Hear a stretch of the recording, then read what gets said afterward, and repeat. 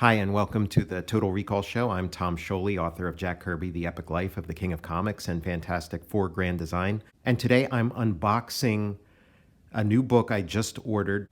I've been looking for it on store shelves, haven't seen it anywhere, so I bit the bullet and ordered it online. I went ahead and ordered the new Taschen Spider-Man book. So let's check it out. Okay, let's get it open here.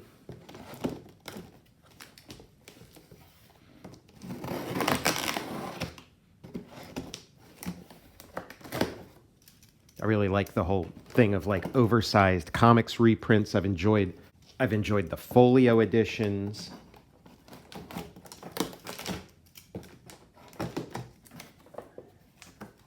The Folio Society editions. Oh man, look at this. This thing's a beast. Oh wow. Shrink wrapped. Guess I don't need these scissors right at this moment. Oh my goodness, look at this. Look at this box. So you got some great art there, a black and white version of Amazing Spider-Man number 19 printed on top. Great looking cover with all the web effects. Man, only Steve Ditko could design something like this. Maybe this is supposed to be the front because this is the cover art to Amazing Spider-Man number 1.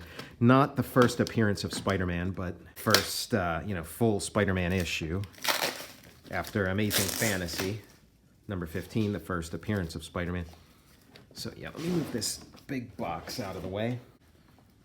Yeah, look what we got here. So here it is.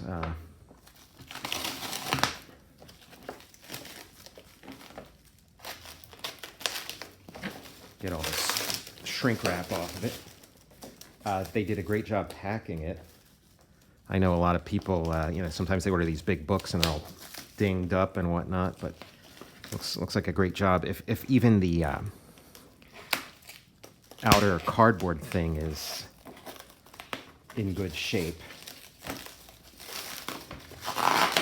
because I mean I'm just in it for the book. I'm just in it for the stories. Reading these familiar stories in a really nice format where I can enjoy the artwork. This came highly recommended. Dash Shaw was the one who was like, "Oh yeah, you got to get that book."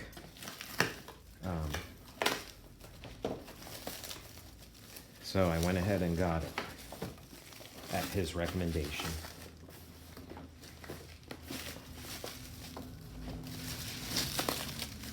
It was definitely on my list, and like I said, I was looking out for it. But when Dash gave it his full endorsement, I made sure to just get it.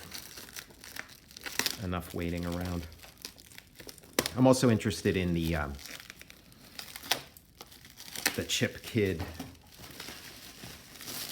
Spider-Man book that's coming out.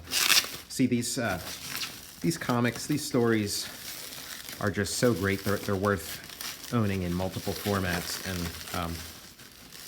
the Chip Kid Fantastic Four number 1 has sort of become, for me, the definitive way of reading that story. So I'm hoping the same for the Chip Kid Spider-Man number 1, or the Chip Kid Spider-Man. So yeah, let's open this. This is a beautiful box. I'll hate to throw this away. Hopefully I can find a place for it. Notice the cover's got that little MC symbol. The only indication of this being a Marvel comic. Fantastic Four had that same one too, this tiny little symbol. Eventually they, turn it into something, more recognizable. Steve Ditko invents the corner boxes that we all know and love from the old Marvel comics. Oh, I ripped it up. Just went from mint to near mint. Whoa. Okay, so here we go. Looks good. There it is. What a tome. Let's get rid of this box now.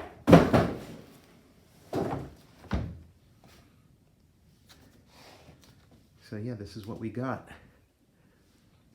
This is it. Let me slide it over here for when we start digging in. I guess I got my scissors again.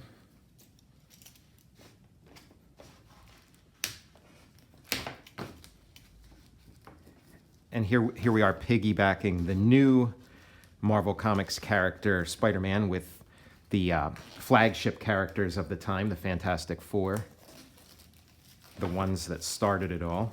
And we got a Jack Kirby cover, inked by Ditko. A lot of great Kirby Ditko drawing and inking collaborations in those early Marvel days. Okay, the feel of this thing. It's got kind of like a, you know, a cloth.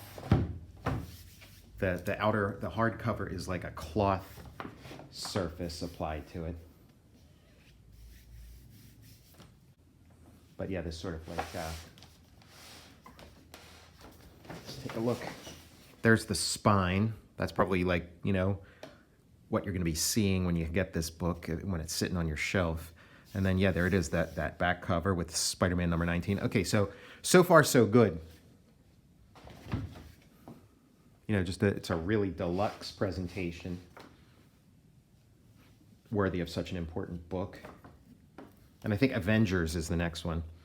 Okay, the end papers aren't bad. I like the idea. I like that it's a comic and it's going in close on that moment of the spider getting zapped. It's a little too high contrast for my taste. I wish maybe it was maybe more of like a replica of the you know, like a photo of the thing. But no, I mean, you know, we're going for macro, and so this is like a macro presentation of that the Spider-Man origin. Oh, okay, it's this end paper thing. It's serving as almost like a prologue. Okay, it looks like it folds out. The Amazing Spider-Man. There's that amazing logo. I'm not sure who it was that designed the logo. Maybe it was Ditko. Maybe it was Sam Rosen. Maybe it was Artie Simic. But the webs in between it, I'm pretty sure were Ditko's innovation. Got a foreword by David Mandel. Okay, now this is nice. So I guess they had a bunch of ideas for end papers, and you know, why not use all of them? Okay, so now we have an intro by Ralph Macchio, a former Marvel editor. I don't think he's there anymore. You know, at Marvel when I was a kid, and of course, you know, has the same name as the Karate Kid, so that was mentioned in the bullpen bulletins from time to time. So yeah, we have like some original art here, some context, telling you about Steve Ditko, seeing some of his early stuff. And and then there's the spider who, you know, Stan Lee sometimes cites as an inspiration. And yeah, look at this. We got a new kind of hero. Yeah, I'm not sure what I was going to say this is like a Captain Atom story, but I don't know. But it's got all the Spider-Man type stuff. I mean, there's Captain Atom up there. And then, yeah, we have some amazing adult fantasy stuff, which was sort of, yeah, this is a nice inclusion. This is like sort of an autobiographical story from amazing adult fantasy, which was, you know, Stan Lee and Steve Ditko's Twilight Zone, you know, strange anthology comic where they do these little pithy little Twilight Zone style stories. And then, you know, a really nice body of work, which I'll review at some point. And this was one where the whole story is basically the two of them having a story session, trying to come up with, you know, what the next issue is going to be, while there's a guy outside the door who wants to talk to them, tell them, and you know, you can sort of guess what the twist ending is without even reading the story. Yes, some more original art. We got some inspirations. Okay, so this little bookmark or whatever you call it, oh man, I forget the name of these, but I'm real fond of them. The IDW printing of the American Barbarian hardcover has one of these, and it's pretty exciting. Pretty exciting when you have a book that has the little built-in bookmark. Yeah, some nice original art printed, you know, fairly close to the original. But what I'm really here, all this stuff's nice. It's all well and good, but what I'm really here for is this stuff. To read the first, oh my goodness, the first appearance of Spider-Man in this giant size. Okay, this is a really nice printing, and oh, the paper. So the paper up to this point is kind of this like glossy paper, but when you get to the interior, which would be like similar to the glossy paper that would be on the covers, but when you get to the interior, it's more of like a toothy, faux newsprint. And yeah, it looks dynamite. Yeah, it looks really good. The folio edition version of this particular story, there was something a little bit off about the scanning of it. The resolution was like a little off. This is like spot on. It also looks like there's been some cleanup done. Not a huge. It's sort of a trying to find a happy medium between the grunge of like the pulpy off register newsprint version, and then also kind of trying to clean it up a little for clarity. So you do get little like glitches and stuff, which I like the glitches. My preference is towards just like a pure, straight up photo, like a high quality photo of the page, warts and all. But I understand, going for this sort of compromise, and the compromise isn't bad. It's nice. You do get to see a little bit of like activity in the black. The black is a little flatter than I would prefer. But yeah, still not bad at all. Like this, I'm happy with this. That was my big question: is am I going to like the reproduction? And I do like it. I am happy with this purchase. This is going to be a fun way to read these stories, and also it won't preclude my getting the Chip Kidd book, because again, the Chip Kidd book's going to be zoomed in even closer. Like this is going to be like a double page spread or whatever. The Chip Kidd one's going to be funkier. There's going to be more texture. You're going to it's going to be more like off register stuff. But yeah, this is a nice way to read these stories. And then yeah, we're straight into Amazing Spider-Man #1, another great story. Yeah, this looks great. This looks like $1 million. I like it. Yeah, this one seems a little raunchier, a little pulpier than the previous one. I do think they did a nice job. And the paper choice, I mean, you can't go wrong with this paper. This is really great paper. Wow. Okay, yeah. Very nice. Yeah, I'm going to skip ahead a little bit, but man, this is really, really nice. Okay, and we got, yeah, Amazing Spider-Man #2, a classic. I have an oversized version of this because it was reprinted in the Marvel 50th anniversary book. But again, this toothy paper, yeah, this looks great. Okay, there's one of those standard alien stories that shows up early in Spider-Man. Probably not 100% appropriate to Spider-Man, but yeah, let's see. I'm gonna skip around. Man, this is gonna be. Oh, we got the letter columns. Oh man, what? Okay, yeah, I am sold. This is great.